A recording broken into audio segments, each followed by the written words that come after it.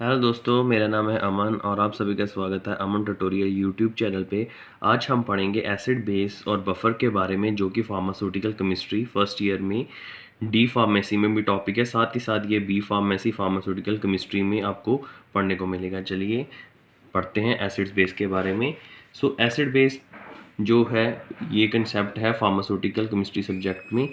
Acids क्या होते हैं दोस्तों? जैसे कि हम छोटी क्लासेस में भी पढ़ते आए हैं, एसिड बेसिक्स क्लासेस में भी पढ़ते आए हैं, और ये फार्मेसी में भी एक टॉपिक है एसिड बेस। काफ़ी टाइम से ये चलता आ रहा है एसिड बेस का कंसेप्ट। जो एसिड बेस है वो हमें पता है कि ये अकॉर्डिंग टू अर्हीनियस लुईस कंसेप्ट और ब्रॉन्स्टन लोरी कंसेप्ट के अकॉर्डिंग हमने इनको डिफाइन किया है। चलिए अर्हीनियस कंसेप्ट देख लेते हैं पहले। अर्हीनियस कंसेप्ट ने एसिड और बेस को कैसे डिफाइन किया है। उन्होंने बोला था कि भी अर्हीनियस कहते थे कि जब भी हम किसी सैंपल को एक वाटर सोल्यूशन में डालेंगे, तो अगर वो सैंपल हमें H पॉजिटिव आयन देगा तो वो एसिड होगा, और अगर वो सैंपल हमें OH देगा तो वो बेस होगा। ठीक है, जैसे हम इसकी एग्जांपल बात कर लेते हैं कि अगर जैसे हमारा कोई यहाँ वाटर सोल्यूशन है, हमने उस पर सैंपल डाला, हमें नहीं मालूम वो कौन सा सैंपल है। अगर वो H पॉजिटिव आयन दे रहा है तो इसका मतलब वो एसिड है, जैसे HCl, HNO3 nitric acid, H2SO4 sulphuric acid और H3PO हाइपोफॉस्फोरिक एसिड। अगर कोई सैंपल है जो कि हमने डाला है, सैंपल डालने के बाद वो OH आयन दे रहा है, जैसे कि NaOH है, KOH है और magnesium, NaOH sodium hydroxide, potassium hydroxide और मैग्नीशियम हाइड्रोक्साइड, साथ ही साथ कैल्शियम हाइड्रोक्साइड। हमें नहीं मालूम था कि हमारा सोल्यूशन क्या था, बट जब हमने उस सोल्यूशन को वाटर में डाला और उसने OH आयन दिए, तो हमें भी ये पता चला कि ये जो सोल्यूशन था हमारा बेस था। ठीक है, ये तो था अर्हीनियस का कंसेप्ट। चलिए आगे हम लुईस कंसेप्ट के बारे में भी जान लेते हैं। ठीक है, लुईस कंसेप्ट कहते थे कि भी जो उन्होंने लोन पेयर कंसेप्ट का कुछ बताया था।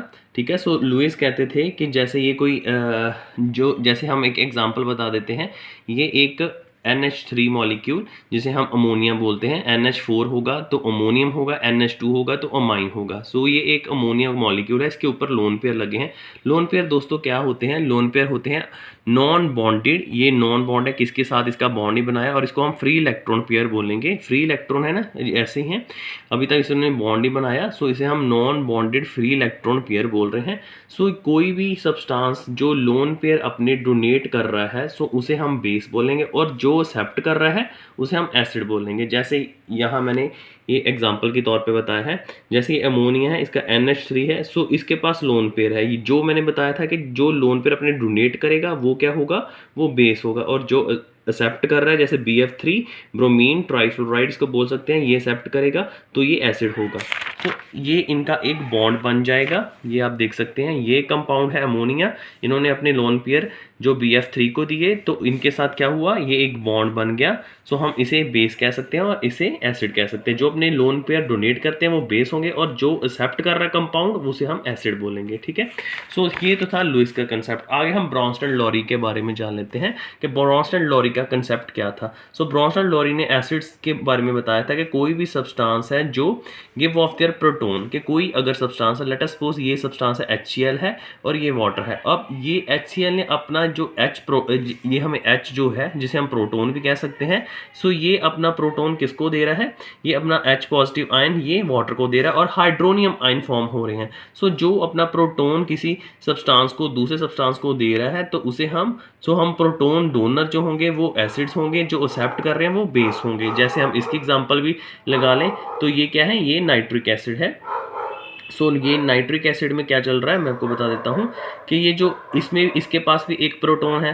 ये प्रोटोन अपना किसको दे रहा है, ये वाटर को दे रहा है। अगेन हाइड्रोनियम आयन बन गए, तो हम जो दे रहे हैं उसे हम एसिड बोलेंगे, और जो एक्सेप्ट कर रहे हैं, वाटर ने एक्सेप्ट किया तो उसने वाटर ने हाइड्रोनियम आयन बनाया, तो इसे हम बेस बोलेंगे। ठीक है, उसके बाद एक और एग्जांपल के बाद हम एक और एग्जांपल की बात करते हैं, जैसे सल्फ्यूरिक एसिड की। सल्फ्यूरिक एसिड एक ऐसा सब्सटेंस है, इसके पास भी प्रोटोन है, तो ये अपना प्रोटोन अगर वाटर को देगा तो अगेन यहाँ पर भी हाइड्रोनियम आयन बन जाएंगे। ये जो हाइड्रोनियम आयन ये बेस होगा, और ये जो H पॉजिटिव आयन डोनेट कर रहे हैं वो अब एसिड होंगे। जो सब्सटेंस अपना प्रोटोन डोनेट कर रहा है उसे एसिड कह रहे हैं, और जो एक्सेप्ट कर रहा है वो बेस है। ठीक है, ये तो था acid base according to the Bronsted Lowry concept. और साथ ही साथ ये था लुईस कंसेप्ट, और एक और था जो हमने पढ़ा स्टार्टिंग में, अर्हीनियस कंसेप्ट। ठीक है, तो अब हम बात करेंगे बफर्स के बारे में कि बफर्स क्या होते हैं। दोस्तों ये एक बहुत इंपॉर्टेंट टॉपिक है बफर्स। ठीक है, सो बफर जो है, बफर वो ऐसा सब्सटेंस है, बफर आर द सॉल्यूशन, ऐसे सॉल्यूशन इलेक्ट्रोलाइट सॉल्यूशन है which do not change their pH. दोस्तों बफर समझने से पहले हमें पीएच के बारे में भी जान लेना होगा। ठीक है, कि पीएच क्या होती है। सो पीएच अगर हम बात करें तो मैं आपको यहाँ बता देता हूँ, मैंने यहाँ लिखा हुआ है।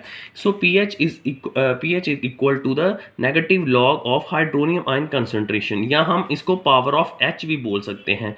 ठीक है, सो ये power, P for power and H for, so H हमें पावर ऑफ एच मतलब कि जो हम प्रोटॉन का बोल सकते हैं। सो जब भी किसी की, यहाँ मैंने लिखा है कि ये आपको पता ही होगा, ये भी आपने पढ़ा होगा कि जो 0 से लेके 6 तक होते हैं वो एसिड्स होते हैं सब्सटेंस जिनकी पीएच 0 से 6 होती है, 7 जो न्यूट्रल होता है, 8 to 14 जो वो सारे बेस होते हैं।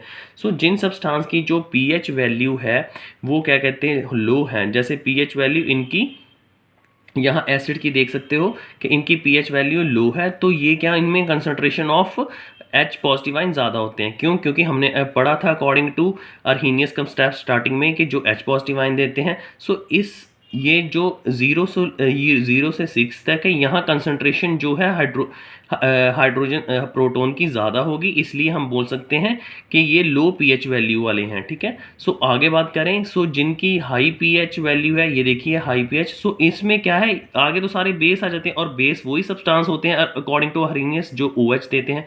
सो हम यहाँ पर कह सकते हैं ना कि यहाँ पर H पॉजिटिव आयन की प्रोटॉन जो है वो कम होते हैं। ठीक है, सो पीएच के बारे में ये मैं आपको बताना इसलिए ज़रूरी चाहता था क्योंकि अगर जब तक आपको पीएच का क्लियर नहीं होगा आप बफर नहीं समझ पाएंगे। ठीक है, सो बफर वो सब्सटेंस है कि कोई भी एक ऐसा इलेक्ट्रोलाइट सॉल्यूशन जिसमें हमने जितना मर्जी एसिड डाल दें या बेस डाल दें, उसकी पीएच पे फ़र्क नहीं पड़ेगा। अगर उसकी पीएच कांस्टेंट रही है तो वो कांस्टेंट ही रहेगी, क्योंकि एसिड हम किसी सब्सटेंस में डालते हैं तो उसकी पीएच जो है कम हो जाती है, अगर बेस डाल देते हैं किसी इलेक्ट्रोलाइट सॉल्यूशन में तो उसकी पीएच बढ़ जाती है।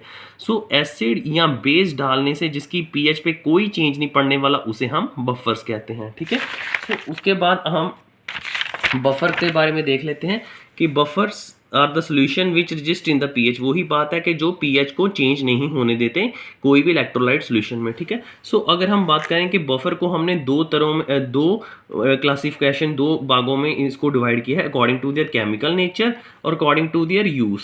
ठीक है, सो ये हम देख लेते हैं, आप इसे देख लें। चलिए, सो एसिड्स पीएच जो अकॉर्डिंग टू केमिकल, ये जो एसिड पीएच हमने पीछे बात की थी कि बफर को हमने डिवाइड किया है केमिकल नेचर के भी, जो उसकी केमिकल कंपोजिशन कैसी है। सो एसिड बफर्स वो होते हैं जो कॉम्बिनेशन होते हैं वीक एसिड और इस कॉरस्पॉन्डिंग सॉल्ट, जैसे इसकी एग्जांपल है ये एसिटिक एसिड और सोडियम एसिटेट, इसमें एसिड्स आ रहे हैं। सो बेसिक बफर्स वो होते हैं कॉम्बिनेशन ऑफ वीक बेस होंगे, जिसमें वीक बेस होंगे, बेस आएंगे, और साथ ही साथ इसमें कॉरस्पॉन्डिंग सॉल्ट भी आएगा। जैसे ये एक एग्जांपल है अमोनियम हाइड्रोक्साइड, अमोनियम OH आ रहा है ना, सो बेस हमने पता mixture of ammonium hydroxide and ammonium chloride, उसके सॉल्ट भी आ गया। ठीक है, सॉल्ट वो होते हैं जब एसिड और बेस को कंबाइन कर दें तो सॉल्ट फॉर्मेशन आ जाती है। ठीक है, सो न्यूट्रल बफर वो होते हैं the single substance showing the property of a buffer, कहता है कोई भी एक सिंगल सब्सटेंस है जो बफर की प्रॉपर्टी शो कर रहा है, जो उसे हम न्यूट्रल बफर कहते हैं, जैसे अमोनिया एसिटेट इसकी एक एग्जांपल है। ठीक है, सो बफर कैपेसिटी दोस्तों पेपर में बहुत पूछी जाती है कि बफर कैपेसिटी क्या होती है। चलिए मैं भी ये आपको बता देता हूँ। बफर कैपेसिटी जैसे हमारे पास, मैं आपको बता देता हूँ, एक सिंपल सा 1 लीटर जो सोल्यूशन है, सो उसमें क्या है, पहले हम डेफिनेशन के बाद में जान लेते हैं। It is defined as the 1 mole of the strong acid और the strong base required to change the pH of the 1 litre of the solution. कहता है कि कोई भी एसिड और बेस डालने से, या एसिड डालेंगे या बेस डालेंगे, किस में डालेंगे, 1 लीटर सोल्यूशन में डालेंगे, और उसकी जो पीएच है वो 1 यूनिट चेंज हो जाए, उसे हम बफर कैपेसिटी कहते हैं। ठीक है, सो प्रॉपर्टीज ऑफ बफर की देख लेते हैं। जैसे कि हमने पढ़ ही चुके हैं कि बफर जो पीएच कांस्टेंट रखते हैं, पीएच चेंज नहीं होने देते, और साथ ही साथ चाहे एसिड डाल दें, बेस डाल दें, इनकी पीएच पे कोई फर्क नहीं पड़ता बफर सॉल्यूशंस की। बफर की दोस्तों एक और खूबी है कि बफर जो है should not react with the chemical, so buffer system should not react with the other chemical. जो अगर हमने बफर किसी सॉल्यूशन में डाल दिया तो वो ये नहीं कि उनके साथ केमिकल रिएक्शन कर लें, ये इनर्ट होते हैं। ठीक है, सो बफर जो है, ये भी नहीं कि बफर सिस्टम जो है वो सॉल्यूशन जो है वो खराब हो जाए, ठीक है, वो खराब भी नहीं होगा, स्टेबल रहेगा काफ़ी लंबे समय तक। Buffer system should have a responsible chemical stability. कहता है कि इस जो बफर सिस्टम होती है उनकी एक केमिकल स्टेबिलिटी रहती है, वो कभी भी ज़्यादा खराब नहीं होनी चाहिए, ठीक है। सो बफर की एक और बात बताई गई है कि बफर जो है वो नॉन टॉक्सिक होने चाहिए। Buffer have the limit use in their. So buffer जो है फार्मास्यूटिकल प्रेपरेशंस में हम यूज़ तो करते ही हैं, ठीक है, जैसे कोई इंजेक्शन बनाया है हमने, उसकी स्टेबल पीएच करनी है, फार्मास्यूटिकल प्रेपरेशंस में यूज़ करते हैं। सो बफर कुछ ऐसे भी होते हैं जो कि जो buffer have a limit use of the pharmaceutical. कहता है कुछ बफर्स को हम कम यूज़ करते हैं बिकॉज उनकी टॉक्सिसिटी होती है, ठीक है। सो और बफर के बारे में बताया कि ये इनर्ट होने चाहिए, रिएक्ट नहीं करने चाहिए किसी इंग्रेडिएंट के साथ। जैसे हमने किसी प्रेपरेशन में बफर को डाल दिया पीएच टेबल के लिए, तो ये नहीं कि वो इंग्रेडिएंट के या जो भी ऐसा इंग्रेडिएंट उसके साथ रिएक्ट कर जाए। सो बफर की किसी भी कंटेमिनेशन नहीं होनी चाहिए। देखो बफर है, अगर उनकी बफर सिंपल बनाए हैं, अगर उनकी पीएच पे कोई फ़र्क पड़ता है, उनकी अपने सोल्यूशन जो पीएच जो बफर सोल्यूशन उनकी अपनी पीएच अगर न्यूट्रल होती है तो वो वाटर हो जाएगा। सो वाटर हो जाएगा तो आपको पता है कि फिर माइक्रोबियल जो अटैक है वो ज़्यादा होने के चांसेस होते हैं, क्योंकि पानी पे ही ज़्यादा माइक्रोबियल अटैक होता है। कभी भी जो टैबलेट है वो ह्यूमिडिटी से ख़राब हो जाती है, बट जो जिसमें ऑलरेडी ही वाटर एज ए हमने सॉल्वेंट यूज़ किया है, जैसे जितने भी इंजेक्शन आते हैं, सो उसमें जो है कंटेमिनेशन के चांसेस ज़्यादा होते हैं, ठीक है। सो रोल ऑफ बफर एक हमने और पढ़ लेते हैं कि बफर के जो है कि उनकी भूमिका क्या है, हम कोई भी वो क्या अपना योगदान दे रहे हैं इन फार्मेसी में या प्रेपरेशंस बनाने में। बफर दोस्तों जैसे कोई प्रेपरेशंस होती है, जैसे कोई हमने इंजेक्शन बनाए हैं, सो उनकी अगर हम पीएच स्टेबल करनी हो तो हम बफर को यूज़ करते हैं। साथ ही साथ बफर जो है स्टेबिलिटी बरकरार रखते हैं, किसी भी सोल्यूशन को ख़राब नहीं होने देते, ठीक है। और साथ ही ये पेशेंट कंफर्ट, अगर हम कोई सोल्यूशन बनाया और उसकी थोड़ा देर उसकी रखने से उसकी पीएच पे फ़र्क पड़ जाता है, सो इसलिए हम पहले से ही ऑलरेडी बफर सोल्यूशन डाल देते हैं ताकि उसकी जो है स्टेबिलिटी बरकरार रहे। अगर स्टेबिलिटी बरकरार रहेगी, वो उसकी पीएच पे कोई फ़र्क नहीं पड़ेगा, तो वो पेशेंट को कंफर्ट, वो ईजिली पेशेंट जो है फार्मास्यूटिकल प्रेपरेशन जो कंज्यूम कर लेंगे, ठीक है ना।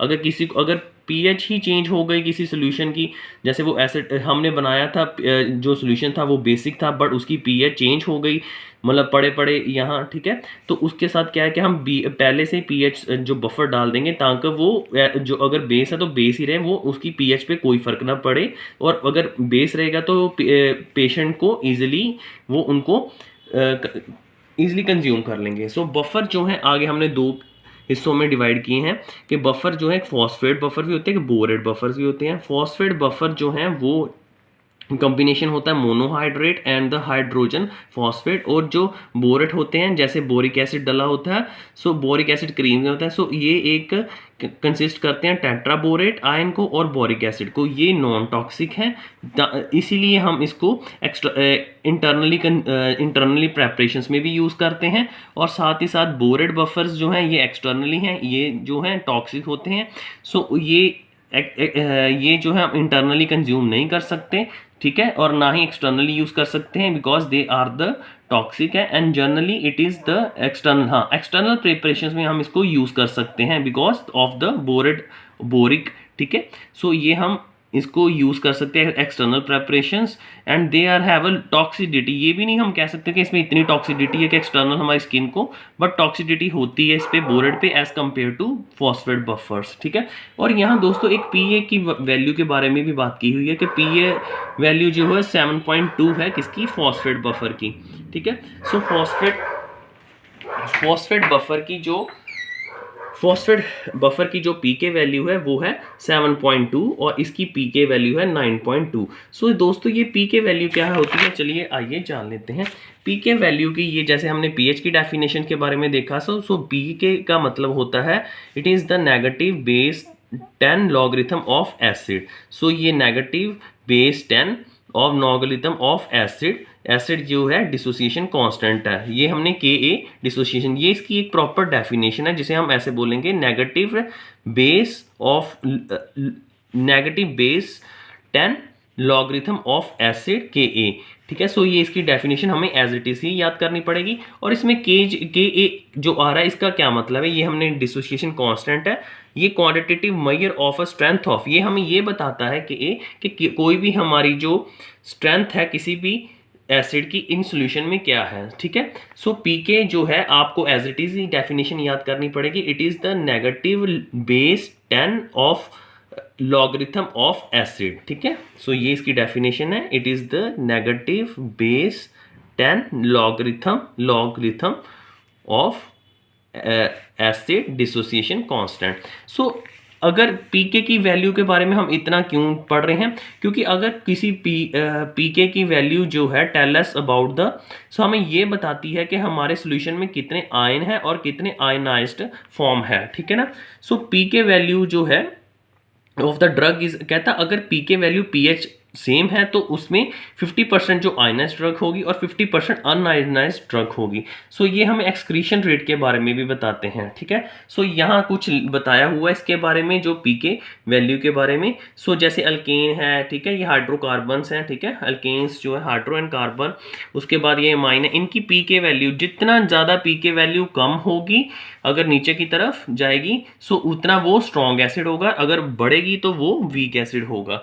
सो आपको एज इट इज़ पीके का हमने इतना इस पे एसिड बेस और बफर में हमें देखने को नहीं है, सिर्फ मैं ये आपको वैसे ही समझा रहा हूँ ताकि आपको ये जो हमने क्लासिफिकेशन की थी ताकि आपको पीए के बारे में पता चल जाए कि पीके का मतलब होता है कि अगर किसी के हमने क्वांटिटेटिव ये जो पीके है हमने ये इसलिए पढ़ते हैं ताकि हमें ये पता चल सके कि हमारी आयनाइज्ड और अनआयनाइज्ड ड्रग जो है कितनी है।